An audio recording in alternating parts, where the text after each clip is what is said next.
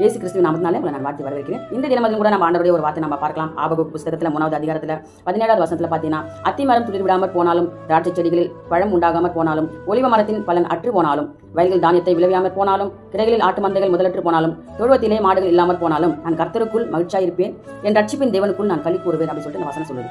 இது என்ன என்று நம்ம பார்க்கும்போது, அத்திமரம், திராட்சை செடி, ஒலிவ மரம் இவெல்லாம் பலன் கொடாமல் போனாலும், வயல்கள் அதாவது தானியத்தை விளைவியாமற் போனாலும், மந்தைகளிலே தொழுவத்திலே மாடுகள் இல்லாமல் போனாலும், எந்த சூழ்நிலைகள் எப்படி இருந்தாலும், எத்தனையோ துன்பங்கள் வந்தாலும், நான் கர்த்தருக்குள் மகிழ்ச்சியாக இருப்பேன், என் ரட்சிப்பின் தேவனுக்குள்ளே நான் என்ன பண்ண களி கூறுவேன் அப்படி சொல்லிட்டு இந்த வசனம் சொல்லுது. அப்போ இந்த நாட்களில் பார்த்தீங்கன்னா, இந்த நிலையற்ற இந்த வாழ்க்கை, நிலையில்லாத இந்த வாழ்க்கையில் நம்ம எவ்வளோ சோதனைகள், கஷ்டங்கள், பொருளாதார சூழ்நிலைகள், உறவுகள் மத்தியில் பிரிவினைகள், எது எப்படி இருந்தாலும் ஆண்டவர் மீதுள்ள விசுவாசத்தோடு நம்ம என்ன பண்ணணுமா, ஆண்டவருக்குள்ள கர்த்தருக்குள்ளே நம்ம மகிழ்ச்சியாக இருக்கணுமா. அதை தான் அந்த வசனம் கூறுகிறது. அப்போஸ்தலர்கள் கூட நிரந்தரமில்லாத இந்த உலகத்தில் நம்முடைய வாழ்க்கையில் எவ்வளோ நேரங்களில் எவ்வளோ குறைகள் இருக்கலாம், குறைபாடுகள் இருக்கலாம், எது இருந்தாலும் கர்த்தருக்குள் சந்தோஷமாக மகிழ்ச்சியாக இருக்கணும் அப்படின்னு சொல்லிட்டு, கர்த்தருக்குள் மகிழ்ச்சியாக இருப்பதே தேவ பலனாக இருக்கிறது என்று வசனம் சொல்லுது. பிலிப்பியரில் 4:12 எனக்கு தாழ்ந்திருக்கும் தெரியும், வாழ்ந்திருக்கும் தெரியும், திருப்தியாகவும் தெரியும், பட்டினியாக இருக்கும் தெரியும், பார்த்தீங்கன்னா குறைபடவும் தெரியும் அப்படி சொல்லிட்டு இந்த வசனத்தின் மூலமாக நம்ம இந்த வசனத்தை நம்ம பார்க்குறோம். அப்போ நம்ம எது எப்படி நம்ம வாழ்க்கையில் இருந்தாலும் ஆண்டருக்குள்ளே நம்ம மகிழ்ச்சியாக இருப்பதே நம்ம குறைவுகளை எல்லாம் நிறைவாக்குகிற ஒரு தேவனாக இருக்கிறார் அவர்.